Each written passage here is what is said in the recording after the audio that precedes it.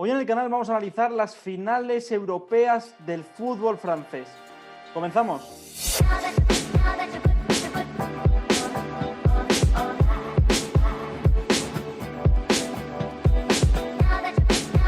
¿Qué tal? Bienvenidos y bienvenidas a un nuevo vídeo de fútbol francés. Como siempre, suscríbete, dale like y dale a la campanita, por supuesto, para estar informado de todo lo que rodea al fútbol galo. Es verdad que el fútbol francés solo tiene 2 títulos europeos, es decir, solo ha ganado el Marsella la Champions League, solo ha ganado el PSG la Recopa, pero hoy tenemos que analizar las mejores finales europeas con equipos franceses involucrados. Así que sin más preámbulos, vamos ya a conectar con Miguel Pereira, especialista en fútbol histórico, para analizarlas. Pues ya tenemos en pantalla hoy a Miguel Pereira. Antes que nada, darte la bienvenida. Te presento como se tiene que hacer, ¿no? Como uno de los mejores especialistas de fútbol histórico, por no decir el mejor de habla hispana. Y bienvenido, Miguel, hoy para hablar de las finales europeas. Es verdad que solo hay 2 equipos franceses que han ganado una competición europea, pero hay que recordarlas, obviamente.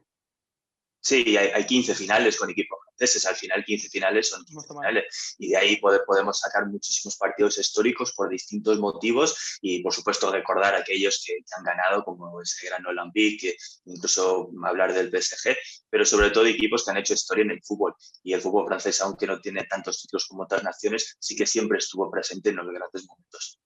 De hecho, el otro día hay un dato que Francia ha aportado más equipos a finales de Copa de Europa que a España. España tiene 4 y Francia tiene 5 con la llegada Exactamente. del PSG. Vamos con la primera, la primera final de la Copa de Europa, ¿no? Nada más y nada menos. La primera final de esta competición, que fue un Stade Reims Real Madrid en 1956. Hay que decir que este Reims es un equipo de autor, de Albert Bateau, ¿no? El fútbol champán, ¿no? Ese equipo ofensivo que tenía en su máximo esplendor a Raymond Kopa, que estaba Michel Hidalgo, que luego fue un grandísimo entrenador que aprendió mucho de Albert Bateau. De hecho, las mejores Francias de la historia es de Michel Hidalgo, que ya ha fallecido desgraciadamente. Y ese Real Madrid comandado por Alfredo Di Stéfano, que acabó ganando 4-3, pero hay que recordar que el Reims se puso 0-2 muy pronto, que esa final parecía que el Reims se le iba a llevar el conjunto de Albert Bateau. Finalmente acabó remontando el conjunto blanco. Luego volverían a jugar una final de la Copa de Europa, esta vez con Raymond Kopa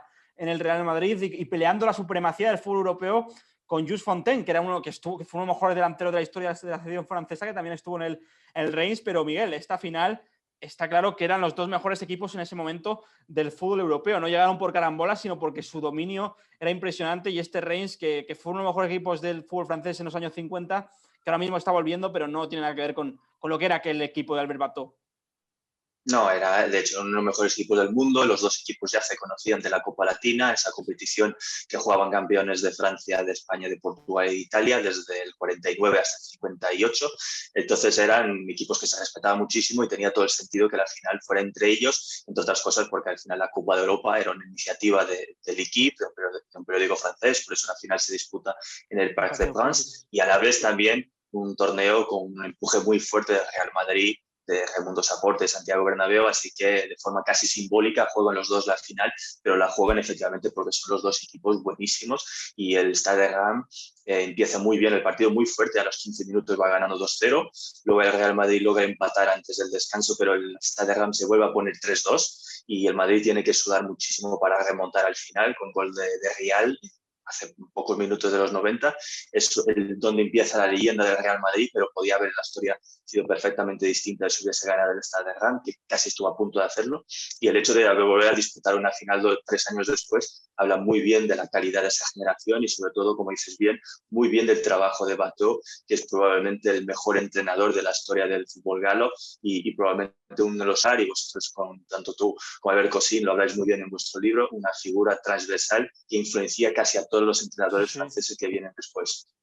Sí, luego vinieron estilos ofensivos en Francia, ¿eh? Se dice que luego el Lejeune Nantes, ¿no?, que instala el español José Arribas, lo copia el Barcelona, y ese Nantes era un equipo que durante casi 30 años jugó muy bien al fútbol. Vamos con el siguiente. Bueno, este es un partido caliente, sobre todo por el desenlace, ¿no? La final de los palos cuadrados, conocida por los palos, que antes los palos eran cuadrados y ahora son cilíndricos. Saint-Étienne, Bayern. Vamos a repasar primero los 11 un momento, Miguel.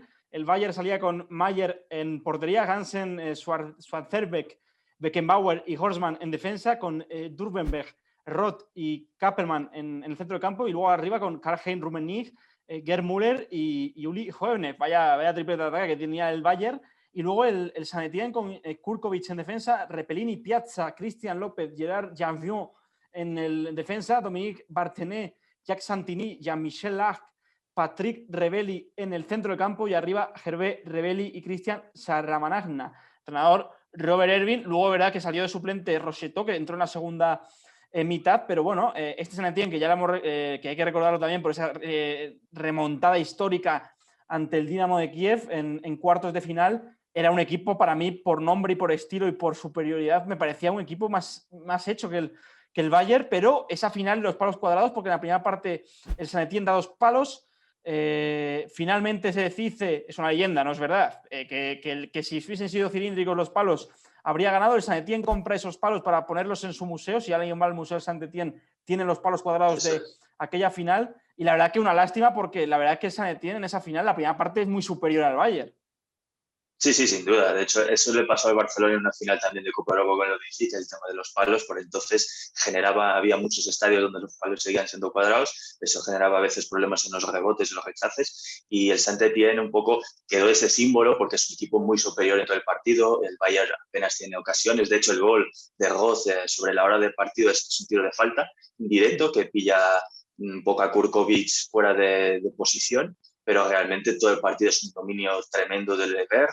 Rosto está tocado, por eso no puede jugar de titular, que era el jugador más diferencial del equipo, pero aún así en el segundo tiempo logra aportar muchísimo a nivel ofensivo, pero esos dos jugadas que dan al palo y al travesaño al final condicionan muchísimo el resultado final, y ese Saint-Étienne además había caído en semifinales contra ese mismo Bayern el año anterior, y el Bayern, que venía de ganar 2 años la edición de la Copa de Europa también de forma muy polémica, la mítica final con el Atlético de Madrid, que empatan en el último minuto de la prórroga, que luego ganan en la replay, y ese partido muy polémico por el tema arbitral con el Leeds United del año anterior.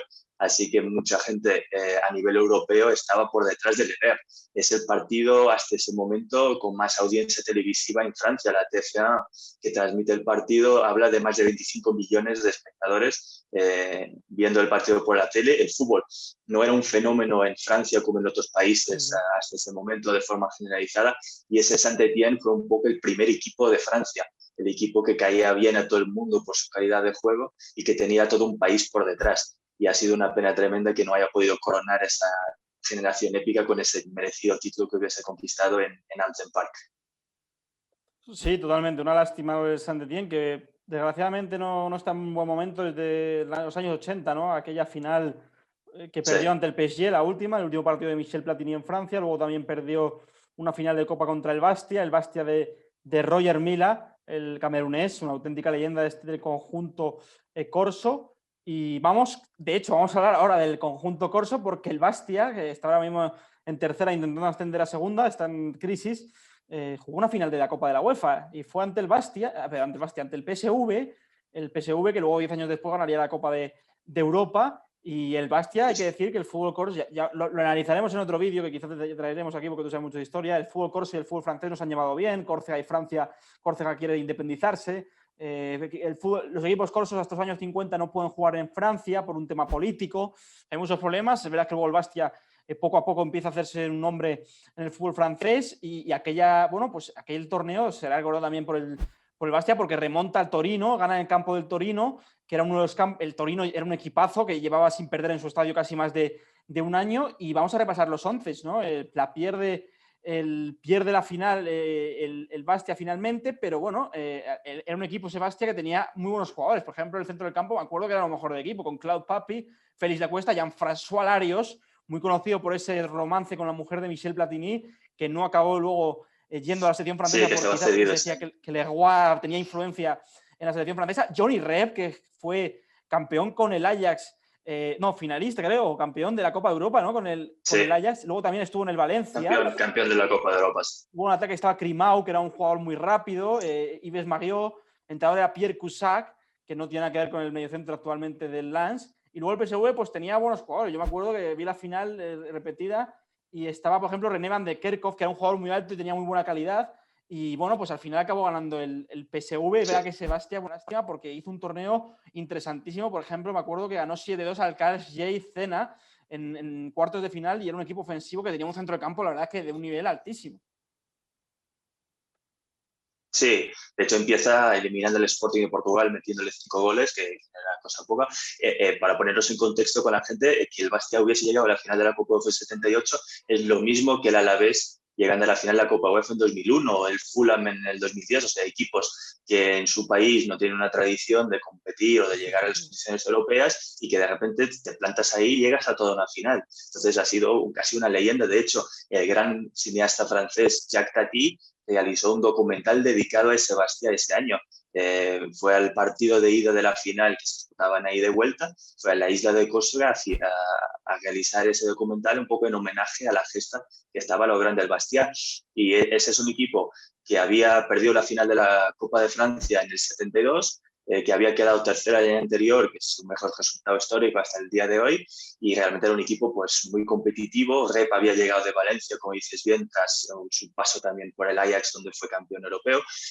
Larios estaba cedido por el Saint-Étienne, porque la plantilla de Saint-Étienne era tan buena que no había hueco para un jugador del nivel de Larios, y entre los dos se lo cocían y se lo comían básicamente, generaban muchísimo juego ofensivo, justamente como Maguio, y realmente toda la campaña del Bastia es superar constantemente equipos que son mucho más potentes que ellos a todos los niveles y que fue creyendo un poco en sí mismo y también muy apoyado en el público, en el estadio de Furiani, que también hablaremos de ello por otros motivos, pero que realmente hicieran con que se fuera un fortín y gracias a ello llegaron a la final. El partido de ida en condiciones absolutamente lamentables, el césped estaba embagonado en todos los sentidos, se queda en 0-0, se va a discutir el partido ya directamente en Eindhoven y ahí, claro, la calidad del PSV se hizo notar y el equipo neerlandés pudo ganar con solvencia, pero lo de llegar a la final y de competir hasta el final por parte de los jugadores de Córcega, básicamente es una leyenda en sí misma en la historia del fútbol francés en Europa.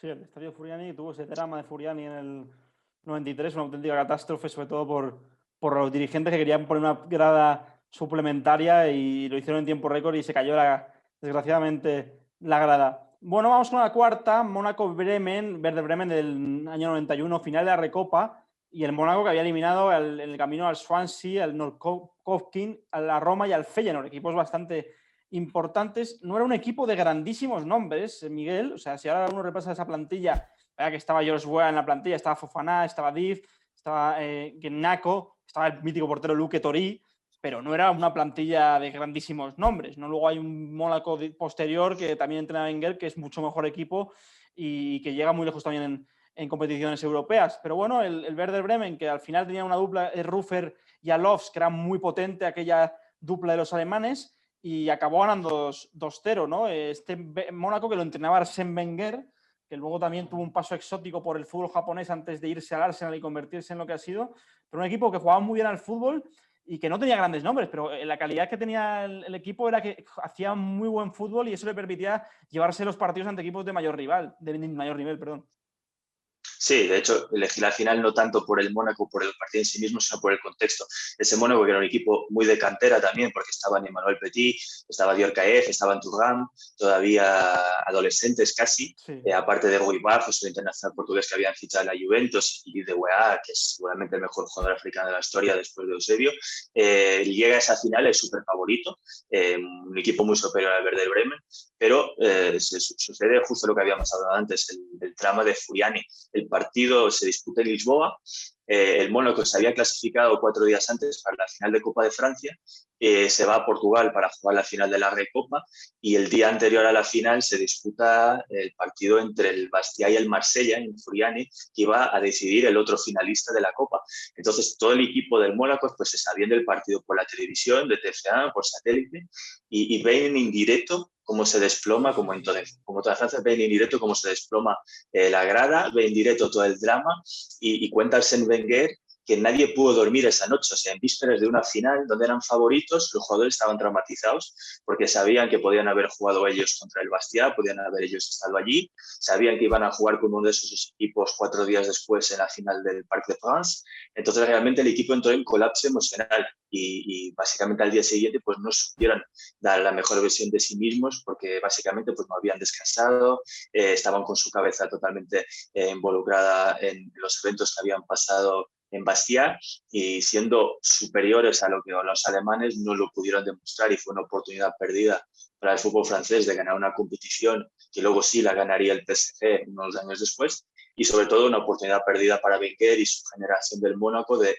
llevar a un equipo que estaba construyendo un proyecto muy interesante que competía todos los años la Liga a todo un Olympique de Marseille y realmente si no fuera por el desastre de Furiani probablemente estaríamos hablando de un Mónaco ganador de una competición europea.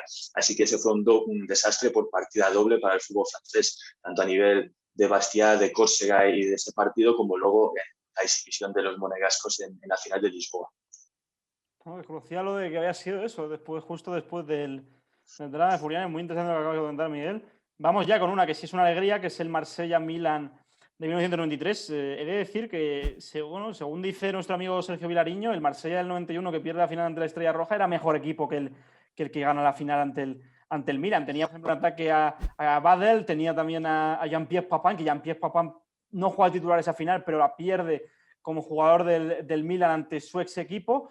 Y era un equipo que, bueno, pues las malas lenguas dicen que había también comprado partidos de Copa Europa, porque hay que recordar que justo después de ganar la final de la Copa Europa ante el Milán, el Marsella compra amaña un partido, el último partido de Liga ante el Valenciennes, compran a varios jugadores del equipo francés, se descubre que hay amaño y descienden inmediatamente a segunda. Lo curioso de esa liga es que al final no hubo campeón, no fue el PSG que fue segundo, sino que no hubo campeón en aquella liga. Bueno, vamos a repasar los 11 rápidamente. Era el Milan de Capello, que también perdería después por goleada ante el Burdeos en la Copa de la UEFA. Rossi, Tassotti, Costa Curta, Baresi y Maldini en defensa, que Maldini jugó esa final de lateral izquierdo. Donadoni, Albertini, Rijkaard, Lentini en el centro del campo, Van Basten, Massaro en ataque. El Marsella, que era un equipo que jugó ese día en prácticamente con 5 defensas, un 5-3. 5-3-2. 5-2-3, 5-3-2, sí. Barté en portería, Basil Bolí, Angloma, de Sailly. Bueno, es que la defensa sí que era potente, la del conjunto marsellés. Eidel y Dimeco en las bandas de laterales, carrileros, Deschamps y Sausé en el centro del campo, Boller, Boxic, Pelé, Abdelhadi Pelé, que es el padre de André Ayew y Jordan Ayew, sus hijos que han jugado también en el OM. Y la final, que es una final que además de las no aburridas, pero sí es una final bastante tosca, con muy pocas ocasiones, se decide con un gol de Basil Bolí de cabeza. La verdad es que fue una final bastante pobre en cuanto a juego, pero es la única final hasta la fecha que ha ganado de Copa de Europa un equipo francés, Miguel. Sí, es obligatorio por eso hablar de ella y estoy totalmente de acuerdo con el maestro Vilariño, el equipo del 91. La plantilla del 91 es muy superior, está Cantona, está Stojkovic, está Chris Waddle, aparte del mismo Papin. La final del 91 es un tostón, también hay que decirlo, con el Estrella Roja que termina en penaltis, pero es una generación bastante superior al del 93, pero la del 93 gana y eso al final pues es el único equipo francés que tiene una Copa de Europa hasta el día de hoy. De hecho, es la primera edición de la Champions League a título oficial. No es la primera con fase de grupos, porque la del año anterior ya se disputó así, pero la primera que tiene la nomenclatura de Champions League, con el himno antes de los partidos, con el logotipo en las camisetas. De hecho, los equipos no podían utilizar publicidad en esa edición, por eso las camisetas en la final no la tienen, aunque en Liga tanto el Milan y el Marsella ya llevaban. Y básicamente es una final, como dices tú, marcada por una campaña del Marsella muy polémica. Los dirigentes del CSKA de Moscú acusaban al equipo de haberles sobornado para perder. Mark Hatley, un jugador del Glasgow Rangers, acusó a los dirigentes del OM de pagarle para no jugar el partido de vuelta entre los dos equipos que iban a pelear por un puesto en la final. Años más tarde, Ibelli en su biografía dijo que los jugadores estaban topados, con la excepción de Rudy Boller, que se negaba, pero que por los demás el departamento médico les solía dopar antes de los partidos, así que hay toda una nube de sospechas y de polémicas alrededor de un equipo que era bastante defensivo, muy rocoso. Raymond Goethals, que era un entrenador muy polémico también por su paso de fútbol belga. Era un entrenador que no hacía prisioneros, no quería fútbol espectáculo, quería fútbol efectivo y encajó muy bien su Marsella en ese Milan de Capello, que era ultra competitivo también. Y de hecho, ese es el último partido de Marco Van Basten, al final, su último partido como profesional. Su lesión en el tobillo le obliga a retirarse después de esa final. Y realmente los milaneses creían que eran favoritos, venían de un proyecto de reconstrucción tras los años de Saki. De hecho, son muy superiores al Marsella en el primer tiempo, juegan bastante mejor, atacan mejor, pero el Marsella pues, se defiende bastante bien y es en un córner a 2 minutos del descanso donde Adi Pérez bota el balón perfecto para que Bolí sobrevolara la defensa rossonere y directamente anotar el único gol, el gol histórico que luego supieron defender con muchas ganas en el segundo tiempo, aunque ya estaba Papán sobre el terreno de juego. Y es un Marsella que no ilusiona, como dices bien, no es una final que te enamores del fútbol francés o que te enamores del OM, pero que sí que supo ser muy eficaz y realmente pues al final se mereció el título que llevó y que llevó al delirio. Ves la final y ves los ultras del Marsella, esa gente tan dura, llorando como niños, y eso siempre te toca el corazón cuando ves el impacto que el fútbol tiene en la vida de las personas. Bueno, pues acabamos con el PSG-Bayern, que fue la última final de la Champions hasta la fecha. Un 0-1 que ganó el conjunto de Flick, con gol de Coman. Un PSG que, bueno, yo creo que se benefició un poco de que el formato pasara a un solo partido por culpa del COVID. Un PSG que llegó a la final tras eliminar al Dortmund en octavos, la Atalanta en cuartos en el último minuto y el Leipzig más superior ahí en semifinales, y un Bayern que ganó todos los partidos de la Champions, todos los partidos, que es algo inédito en la competición hasta la... Bueno, el único que lo ha logrado es el conjunto bávaro. Y Miguel, bueno, es una final que es verdad que en cuanto a fútbol se refiere tampoco va a pasar a la historia, porque no fue una final con muchas ocasiones, muy extraña por el tema del COVID, sin público, pero bueno, la primera final sin público oficial de la Champions moderna. Y la verdad es que un 0-1 que al final me acabo marcando Coman, que es canterano del PSG. Esa es la mejor ironía, que define un proyecto de millones que al final te termine ganando la Champions un jugador que no has querido en tu plantilla y que es de tu cantera, donde has invertido tanto durante muchos años y que luego decides no tirar de ella, donde hay bastante talento y como a lo mejor es el gran ejemplo de ello. Hemos seguido toda esa campaña del PSG contigo aquí en el canal, así que está muy reciente todo.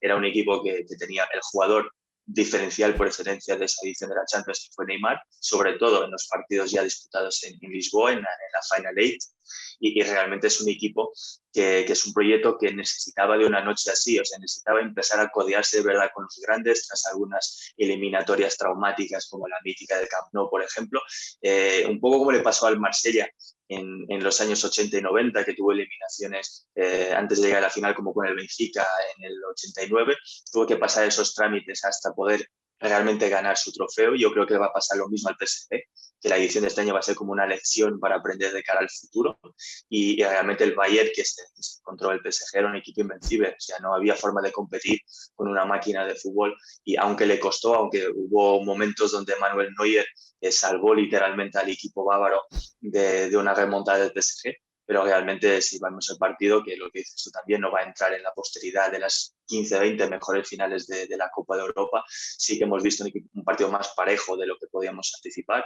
y una pena que el proyecto del PSG no haya podido consagrarse, pero yo sigo creyendo que va a ser el punto de partida, no un punto final, sino el punto de partida para que seguramente el PSG se una tarde o temprano al Marsella en el segundo equipo francés conquistando la Champions League.